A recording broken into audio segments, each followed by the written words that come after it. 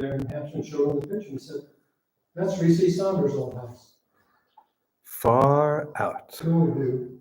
Sometimes you come in touch with something and it has no practical meaning at all because it's information you can't use. You don't know what the information means. You don't know what it is. And it's only in hindsight that you get a sense that there are bigger things at play and everything's connected. And that's a nice takeaway. I'll tell you what's fascinating to me about the Gemara when it does dream interpretation.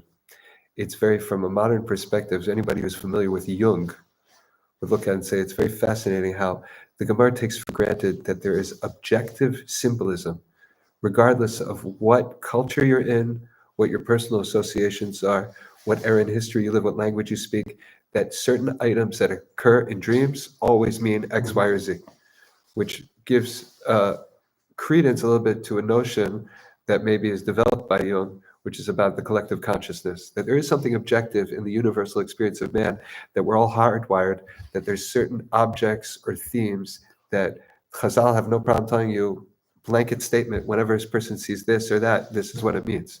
And that's very fascinating. We have a book on Jewish dream interpretation. That's probably often the Gemara. If you have a certain letter that appears, a certain name, if a certain activity, if something happens in a dream, your teeth, meaning, and it has no problem saying, unequivocally, think about this is what it means. And there's also something fascinating. The Gemara segues into that there's certain themes that can appear in your dream, and you have the opportunity to tip it to a positive manifestation, or if you leave it to its own devices, you're in danger of it manifesting in a negative way. And the activity is there that, like, it's fascinating. A list, like certain ideas. I'll give you an example, a haircut. Let's say a person has a dream, they're getting a haircut.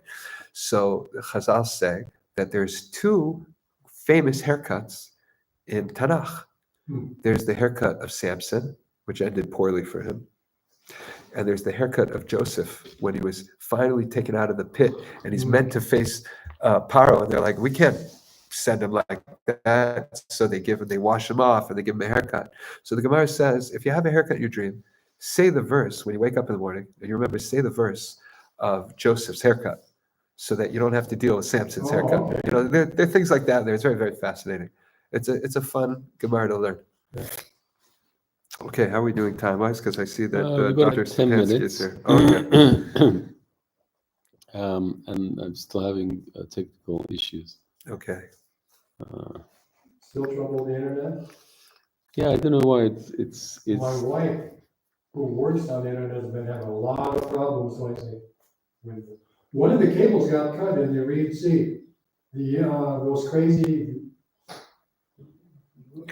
The Houthis, they cut one of the cables. Yeah, I heard that too. Those goobers. I'm curious. Do you know of any good Yemenite restaurants here in Israel? There is one, yeah, over there in the yard, going down the mall. What food is it? What kind of food? It's meat. Have they since the Houthis have they opened up a seafood a bar? I wonder if, like, I always thought I'd capitalize. If I was a